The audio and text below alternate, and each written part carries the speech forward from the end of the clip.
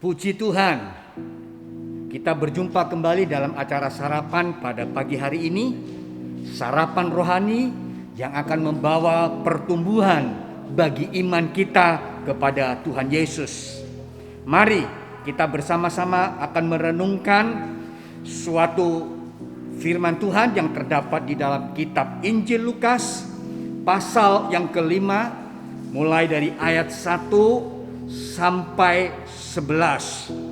Saya tidak akan bacakan semua ayat-ayat ini, tetapi saya petik beberapa ayat untuk kita renungkan bersama. Sebab renungan pada pagi hari yang saya bawakan, kita semua sudah banyak yang mendengarkan. Bahkan sering kali kita dengar, tetapi tidak ada salahnya kalau pagi hari ini kita belajar bersama-sama apa yang Tuhan firman bicarakan pada pagi hari ini. Kita lompat aja lah ayat yang ketiga. Lukas pasal yang kelima ayat yang ketiga. Ia naik ke dalam salah satu perahu itu, yaitu perahu Simon, dan menyuruh dia supaya menolakkan perahunya sedikit jauh dari pantai. Lalu ia duduk dan mengajar orang banyak dari atas perahu. Kalau kita baca dari ayat 1, Yesus waktu itu sedang berdiri di pantai, di danau Genesaret. Bahkan orang banyak berkerumun mengelilingi daripada Yesus.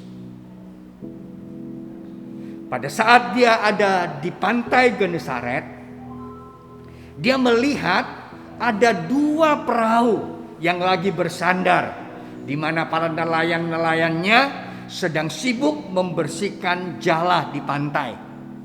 Maka Yesus pinjam. Yesus naik ke dalam salah satu perahu itu, yaitu miliknya Simon Petrus.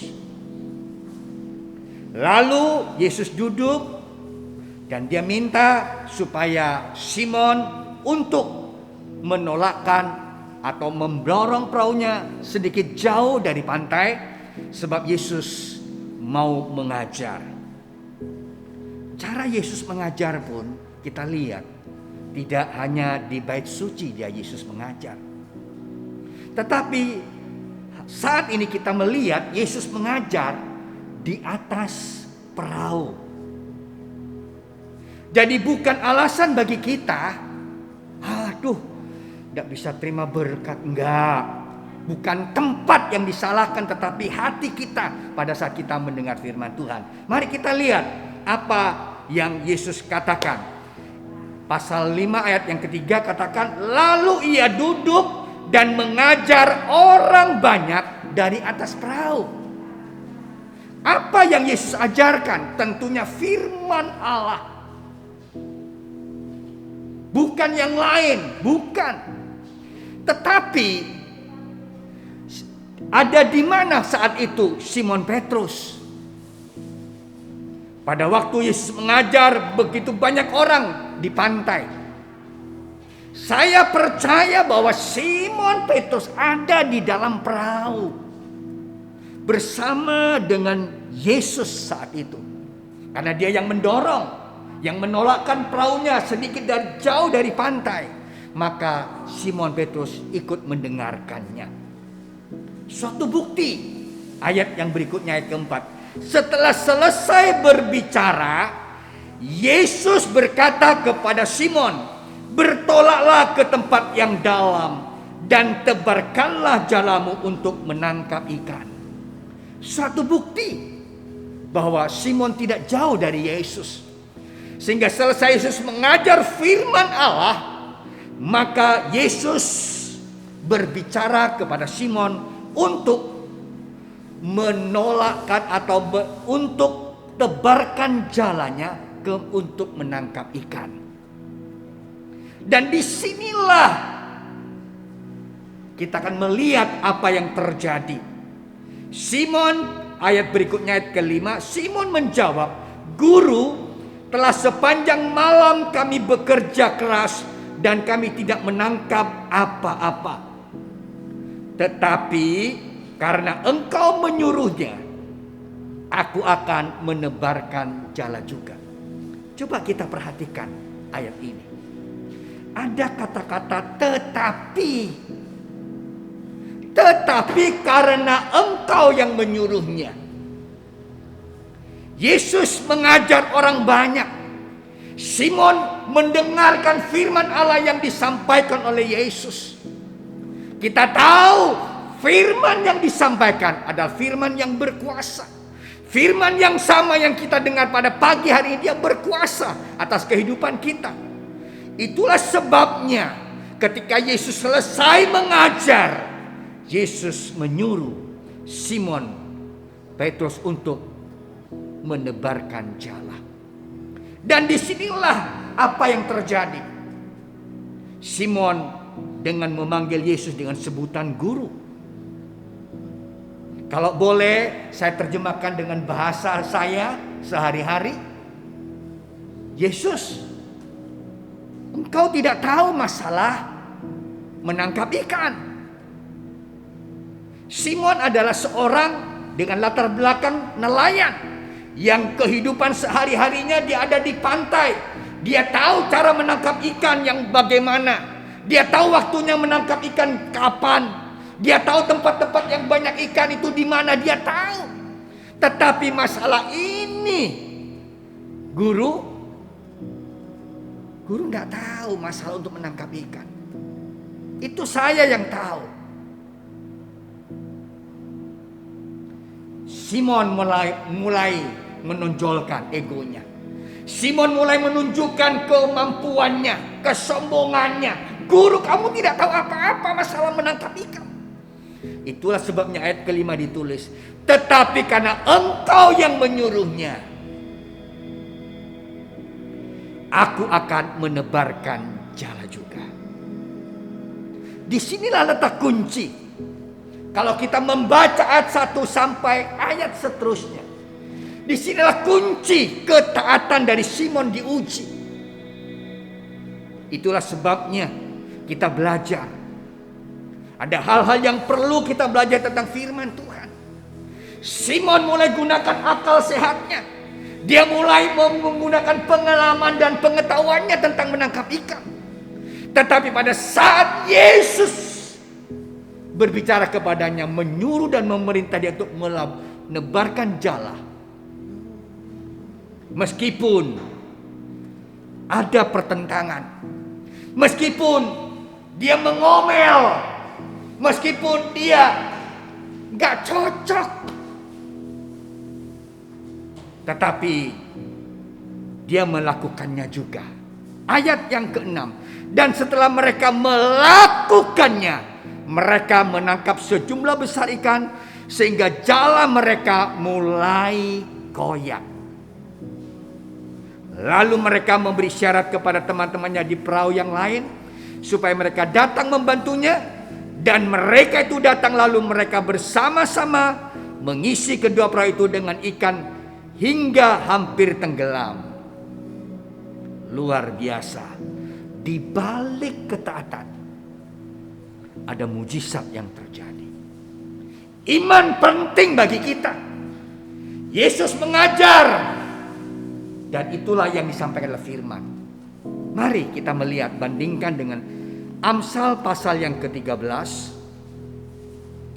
ayat 13. Apa yang Amsal tulis? Amsal pasal 13 ayat ke-13. Siapa meremehkan firman, ia akan menanggung akibatnya. Tetapi siapa taat kepada perintah, yaitu perintah firman Tuhan, akan menerima balasan. Mari kita belajar untuk tidak meremehkan firman Tuhan. Dengan alasan, aduh saya tidak terima berkat kalau saya tidak ibadah di gereja, hanya melalui live streaming. Tidak, jangan salahkan tempat. Yesus mengajar di perahu, Yesus mengajar di bait suci. Di mana saja dia, di pantai, di bukit, dia mengajar. Tetapi firman itu berkuasa. Biarlah kita belajar taat. Meskipun hal-hal itu firman Tuhan itu seringkali bertentangan dengan logika kita, hati kita, pengalaman kita, tetapi firman Allah itu luar biasa. Apa yang dikatakan di dalam 1 Timotius pasal yang ke-5. 1 Timotius pasal yang ke-5.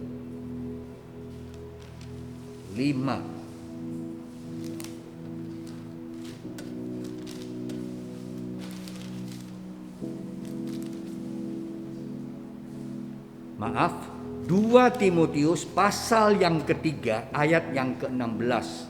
Maksud saya 2 Timotius pasal 3 ayat 16. Segala tulisan yang diilhamkan Allah memang bermanfaat untuk mengajar, untuk menyatakan kesalahan, untuk memperbaiki kelakuan, dan untuk mendidik orang dalam kebenaran. Itulah yang Yesus ajarkan. Biarlah firman Tuhan pagi hari yang kita dengar mengajar kepada kita bahwa firman itu kita harus taati. Kita harus menurut firman yang Tuhan ajarkan kepada kita. Karena di balik ketaatan ada mujizat, ada pertolongan, ada kuasa Tuhan yang akan kita alami dalam setiap kehidupan kita. Banyak orang yang mengatakan, oh berat, sulit, sukar. Sulit atau sukar bukan berarti tidak bisa kita melakukannya. Tetapi apa yang ditulis di dalam 1 Yohanes 1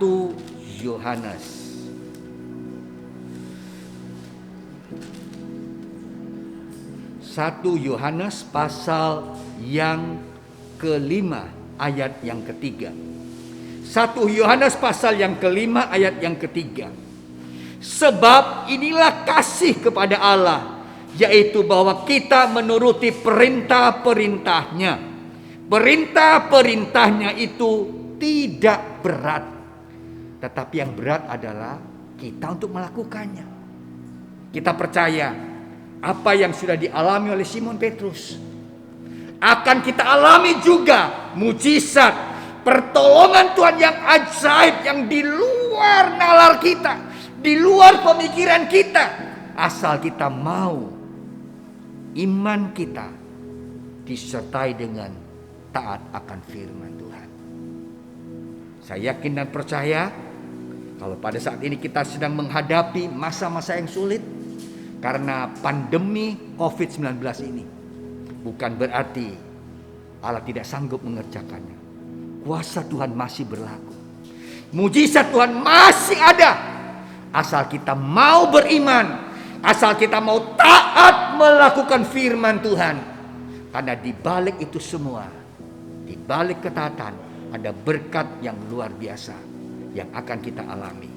Sekian firman Tuhan yang saya dapat sampaikan. Kiranya memberkati dan menjadi berkat bagi kita semua. Tuhan Yesus memberkati.